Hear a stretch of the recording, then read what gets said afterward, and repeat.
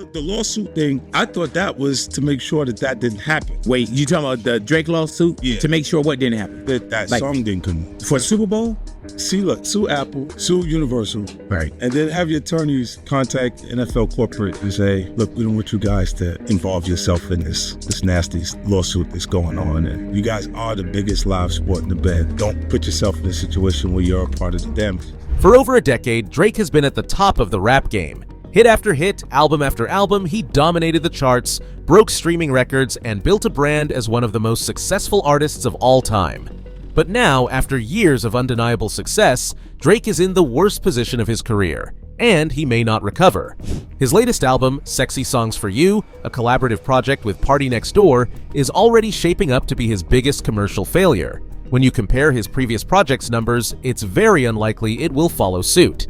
The hype is non-existent, and even his most dedicated fans seem unsure if this project will succeed. I don't even know where to start. First of all, vocally, the singing on this album sucks. The vocals are over-processed. Both of these guys sound half asleep throughout it. And the writing is so low effort. It is so corny. It sounds like it's written in the perspective of a teenage, heartbreaking high schooler, but these guys are in their 30s. The production, and especially the mixing, sounds cheap as hell. I think the only song I legitimately liked on this whole album was Nokia. Of course, you know, Drake just had to mention the beef. Obviously, he was gonna do that. And don't even get me started on how god-awful that Latin song is, and also that emo indie pop song. Also, why is it 21 songs long and over an hour? Why? Yeah, this was bad. I think Drake needs to step away from music for a little bit, and PartyNextDoor needs to party rock the block. I don't know. Since the release, there's been a lot of mixed opinions. Some are seeing it as a flop, others an all-time classic.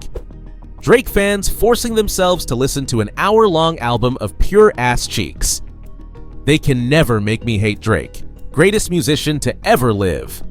Album of the Year, 2121. Not a single miss on the entire project. Drake once again proves that nobody is on his level in the music industry. This album is genuinely beautiful in so many ways. Thank you, Drake, Drizzy, Six God, Aubrey. But the album itself isn't even the biggest issue. Drake's public perception has completely collapsed, and his recent behavior has made things significantly worse. His ongoing feud with Kendrick Lamar, his strange and controversial attacks on Universal Music Group, and his embarrassing Super Bowl moment have all combined to create a storm of negativity around him. And now, Kendrick Lamar has responded in a way that only he can.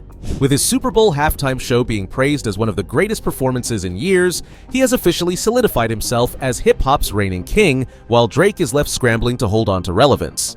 So, how did we get here? How did the biggest rapper of the last decade manage to sabotage his own career in a matter of weeks? And why is Sexy Songs for You already being called the beginning of the end for Drake? Let's break it all down. Drake has never been a stranger to criticism. Over the years, he has taken plenty of shots from other rappers, media personalities, and even fans. But one thing has always remained constant: his ability to control the narrative. Whether it was through hit records, strategic collaborations, or even just his presence in pop culture, Drake always found a way to turn things in his favor. This time, however, things are different. It all started with the Super Bowl, an event that should have been a harmless moment of entertainment. Like many celebrities, Drake placed a massive bet on the game, expecting to cash in on his prediction. Instead, he lost big, and the internet roasted him mercilessly. Normally, this would be a minor embarrassment, something he could brush off with a clever Instagram post. But instead of letting it go, Drake responded in a way that made everything worse. Rather than moving on, he started acting erratically on social media, sending cryptic messages and taking passive-aggressive shots at other artists, including Kendrick Lamar.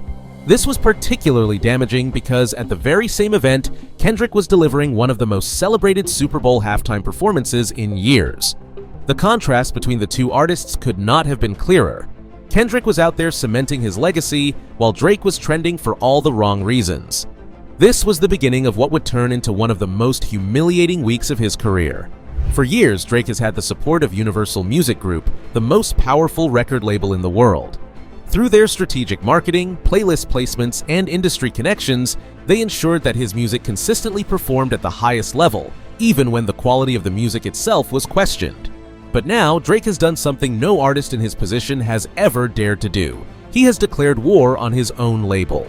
Recently, Drake filed a lawsuit against UMG, claiming that they were restricting his independence and preventing him from making the financial and creative moves he wanted. While many artists have had disputes with labels before, Drake has taken things to a far more personal level. Rather than keeping the battle in the courtroom, he decided to escalate it publicly. This was not just a legal fight, it was a direct personal attack.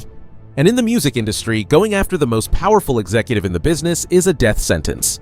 By making this feud personal, Drake has done something incredibly reckless.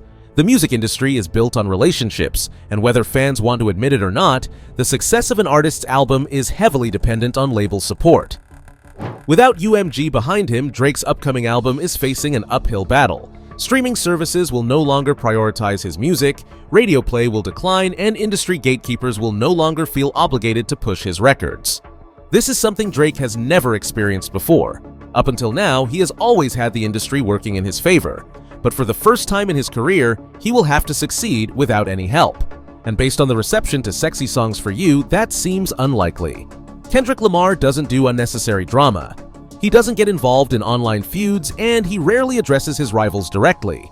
But when he does decide to respond, he does it in a way that is impossible to ignore.